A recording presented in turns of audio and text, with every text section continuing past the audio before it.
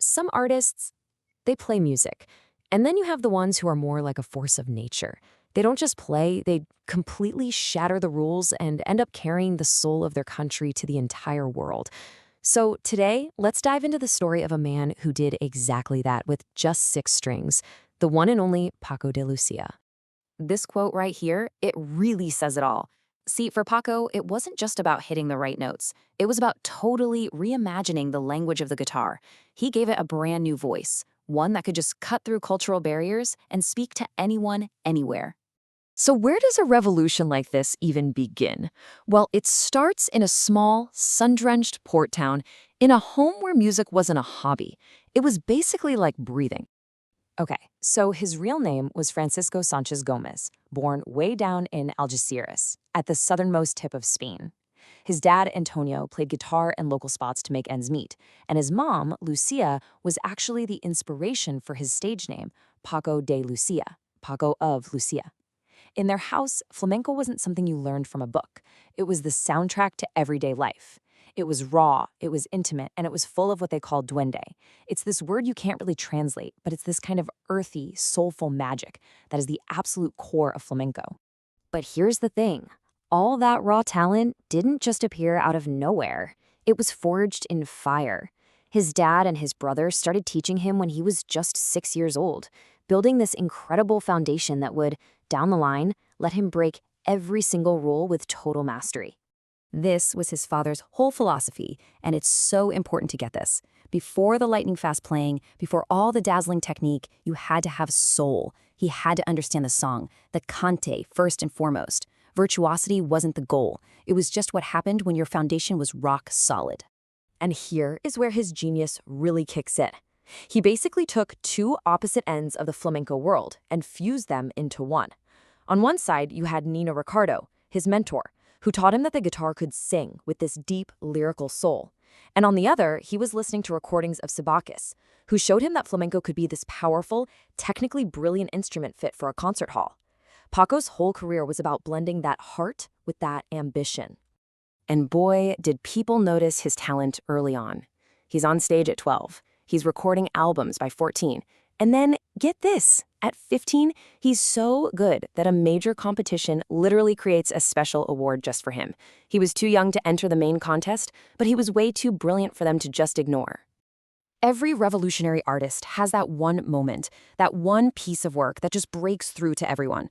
For Paco, it came from an album in 1973. There was one track on it, almost thrown on as an afterthought, that was about to change Spanish music forever. So what was this song? How did one little Roomba suddenly explode out of the traditional flamenco world and launch itself onto the global stage? The song was Entre dos aguas, Between Two Waters. And really, what a perfect title for the kind of fusion he was creating. The impact of this track was just seismic. It was groundbreaking because he added a bass guitar and bongos to the mix, giving it this incredibly infectious groove. It became the very first flamenco song to hit #1 on the Spanish pop charts. Millions of people who'd never listened to flamenco were suddenly hooked. And that was the key. He proved that real, authentic flamenco could be a massive hit without selling out. And this was the moment that made it official. The Teatro Real in Madrid was like the temple of classical music and opera. I mean, you just didn't play flamenco there. So for Paco to perform a solo concert, that was unheard of.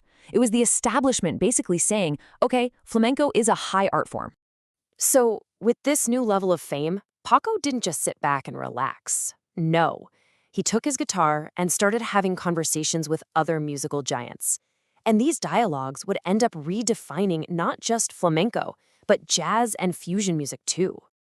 And the most famous of these conversations was, without a doubt, the guitar trio. You had Al Di Meola, the American fusion master, John McLaughlin, the British jazz pioneer, and Paco, the Spanish flamenco titan. Their live album, Friday Night in San Francisco, was an absolute phenomenon. It wasn't about competition. It was this fiery, breathtaking musical conversation between 3 masters from completely different worlds, creating something that, to this day, just makes your jaw drop. And here you can just feel that energy, right? This is him on stage with another legend, Carlos Santana, back in '77. He wasn't just a guest in their world. He was a peer. He was an equal, bringing that Andalusian fire to every single stage he stepped on. Okay, this is one of my favorite stories ever. He's at a party in Peru, and he hears a guy playing a simple wooden box, the cajon. And in a flash, he recognizes the sound that flamenco had been missing all along. The deep boom of a dancer's foot stomp and the sharp crack of a heel, all in one instrument. He bought it that night, took it back to Spain, and within a few years, that simple box became an absolutely essential part of the modern flamenco sound. All from a chance encounter. Incredible. So after conquering the pop charts, the classical concert halls, and the world of jazz, what was left? Well, for Paco, it was never really about conquering anything. It was always about the journey. He called his last documentary La Búsqueda, which means the search. And that one word, it just defines his entire life. He was this restless genius who was always chasing a sound that was just out of reach in his head. That constant dissatisfaction, that never-ending search, that was the engine for all his creativity. And of course, the world definitely recognized his genius. He got Spain's highest cultural honors, Latin Grammys, even honorary doctorates from places like the Berklee College of Music. All these awards just confirmed what audiences around the world already knew. He was a true cultural treasure. And in the end, after a life spent on the world's biggest stages, he passed away in a moment of quiet, simple peace, on a beach in Mexico, just playing with his kids. It's such a profoundly human end for a man who, for so many of us, seemed almost superhuman. Which brings us to this last, kind of haunting question. Why has no one really taken his place? And maybe the answer is that some artists aren't just another link in the chain. They're a singular event, a once-in-a-lifetime convergence of time, place, and spirit. Paco de Lucía didn't just play the guitar.